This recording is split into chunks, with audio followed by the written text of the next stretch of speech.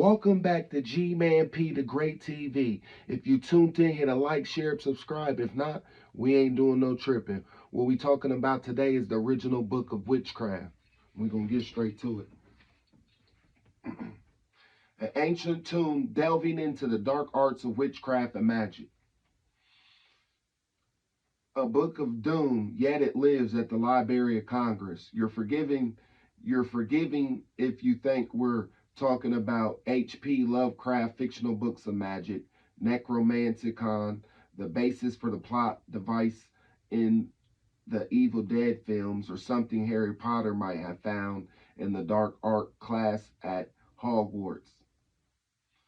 But as the darkness of Halloween descends, we're not kidding. A first edition of the Discourier of Witchcraft, Reginald Scott's 1584 shocker that outraged King James I, survives at your favorite national library in the rare book in special collections reading room.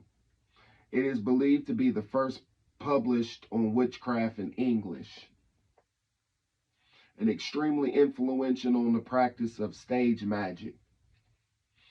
Shakespeare likely researched it for the witches scene in Macbeth. It was consulted and plagiarized by stage magicians for hundreds of years. Today, you can pursue its dark secrets online. How could your wicked little fingers resist?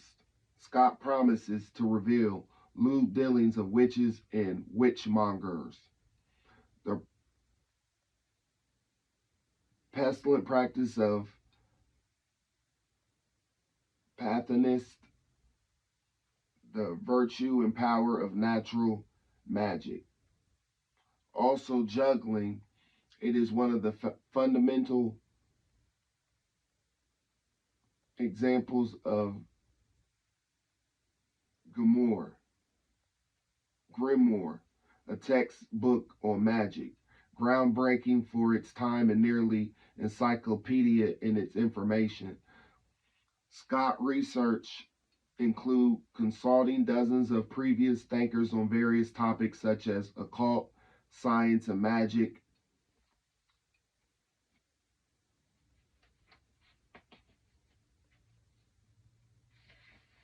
So right here is just showing how they be using numbers.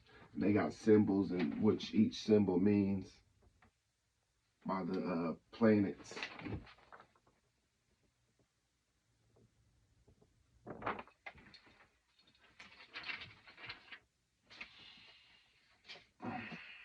But Scott wasn't lurking about in a hooded cape, looking for eyes of nudists and toes of frogs to bewitch mortals. A skeptic, he wrote to make it plain that witches were not evil, but instead were resourceful and capable women who practiced the art of folk healing as well as sleight of hand. Their apparently miraculous feats were in no way wicked. He wrote, "At this day it is indifferent to say in the English tongue, she is a witch or she is a wise woman." Born in 1538 in Kent under the rule of Henry VIII, Scott was landed gentry. He was educated and a member of Parliament. He admired and may have joined the family of love, a small sect comprised of elites who dismissed major Christian religions in favor of arriving at spiritual enlightenment through love for all.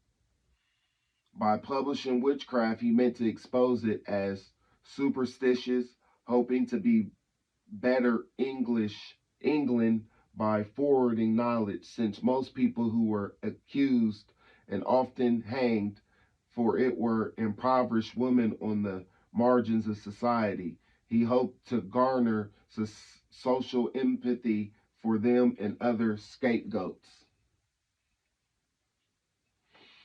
He also hoped to dispel the common belief in magic tricks performed on stage before gasping audiences. To do this, he researched and explained how magic carried out their illusions, beheading, seeing the diagram.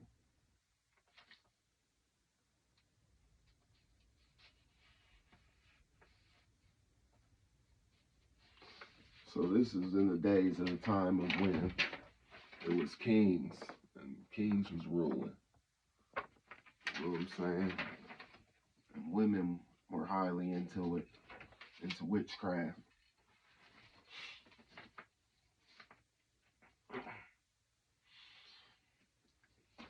The noble effort, as the kid says, went left.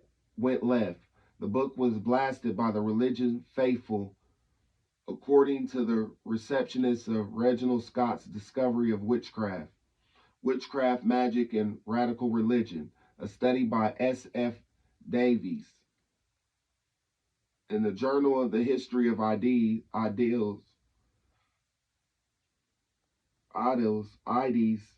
published in 2013, the King of Scotland, James VI, was outraged like many of his subjects. He was convinced that witches worked in concert with the devil. He thought a coven of witches was trying to kill him. He published De Mongoli in 1597, in part to refute Scott's work. He also became King James I of England in 1603. There's a legend that he ordered all copies of Scott's book burned, but the historical record is silent on the subject. Still, it's clear James I loathed the book. There was growing concern at the time that women's use of so-called magic was counter to the aims of the state and church. Thus, James sought to install fear in female communities and spoke out directly against witches and their perceived occultism. Although every English author who subsequently wrote on the subject of witchcraft mentioned Scott disparagingly, Davies wrote on the period. Scott died in 1599. The book was not republished during his lifetime. There was a abridged Dutch translation published in 1609. Davies' note was not republished in England until 1651. Nearly 3/4 of a century after its initial publication, still the book survived, mined as a source of witchcraft and folklore. And his material and practical magic in sleight of hand found a large audience. Davies wrote, for Scott's original aims.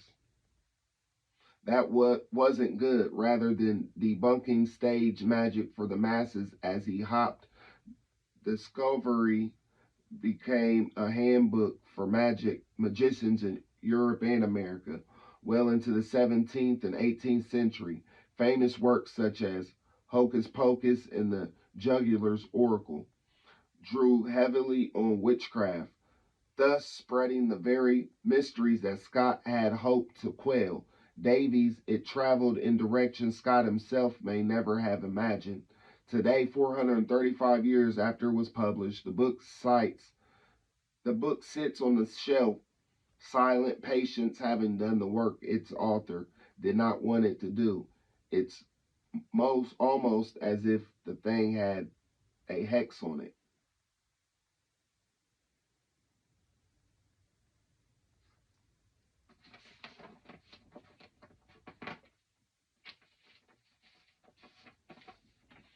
So dude pretty much came and wrote a book because he had a bunch of witches trying to come and kill him. So he was trying to refute their work and tell them what was really going on. You know what I'm saying? But I just wanted to come up here with that little bit with witches and womans and covens, you know. It's all in history. So it's not like I'm just coming out my ass with this.